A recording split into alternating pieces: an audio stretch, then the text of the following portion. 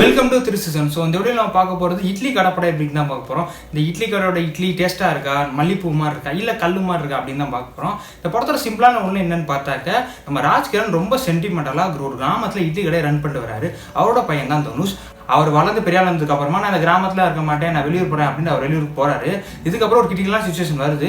திரும்ப அந்த ஊருக்கு வராரு. இதுக்கப்புறம் என்ன சிம்பிளான ஒன்று. இந்த படத்தோட பாசிட்டிவ் கொடுத்து நிறைய விஷயம் சொல்லிட்டே போகலாம். எல்லாரோட பெர்ஃபார்மன்ஸ் சூப்பராக இருந்துச்சு. முக்கியமாக தனுஷ் சொல்ல அவன ஆக்டிங் வந்துட்டு அவர் யாரும் கண்ட்ரோல் பண்ண முடியாது, நடிப்போட அசுரன்னே சொல்லலாம். சூப்பராக பெர்ஃபார்மன்ஸ் கொடுத்துருக்காரு. அண்ட் இது அவரோட டேரக்ஷனில் ஒரு படம். ஸோ சொல்ல வேணா பிரிச்சு முடிஞ்சிருக்காரு. அண்ட் அருண் விஜய் சூப்பராக கொடுத்த ரோலை செமையாக பண்ணியிருக்காரு. அண்ட் அருண் விஜய்க்கு இந்த ரோலுக்கு தேவை அப்படின்ற மாதிரி கேள்வியும் கேட்க தோணுது. ஏன்னா அவர் நடிக்கிற அளவுக்கு இந்த ரோல் வந்து அவ்வளோ ஸ்ட்ராங்கான ரோல் கிடையாது. பட் அவர் கொடுத்த ரோலை சூப்பராக பண்ணியிருக்காரு. அண்ட் நித்யாமன் சாணி பண்ணி ரெண்டு பேருமே கொடுத்த ரோலை சூப்பராக பண்ணியிருக்காங்க.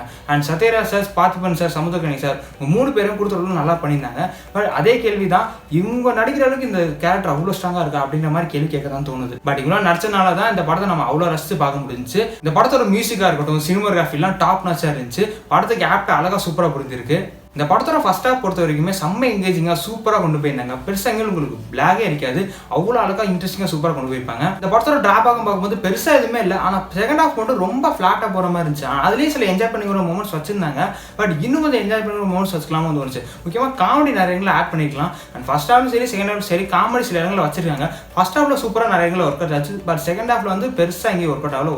ஒரு இடம் ரெண்டு இடம் சொல்லலாம். மற்றபடி இன்னும் கொஞ்சம் காமெடி மாதிரி செகண்ட் ஹாஃபில் வச்சுக்கலாம். கொஞ்சம் என்டர்டைனிங்காகவும் இருந்திருக்கும். அது கொஞ்சம் எங்கேஜிங்காக செகண்ட் கொண்டு போயிருக்கும். எப்படியே ஃபிளாட்டா கொண்டு போய் கிளைமாக்ஸ் ஓரளவு நல்லாவே முடிச்சிருந்தாங்க. ஓவரால் சூப்பரான ஃபர்ஸ்ட் ஹாஃப், ஒரு ஆவரேஜான செகண்ட் ஹாஃப்னு சொல்லலாம். இந்த படம் பார்த்து முடிச்சதுக்கு அப்புறமா இட்லி சாப்பிடணும் அப்படின்னு ஒரு டெம்ப்ட் எல்லாருக்குமே இருக்க தான் செய்யும். எனக்கும் இருந்துச்சு.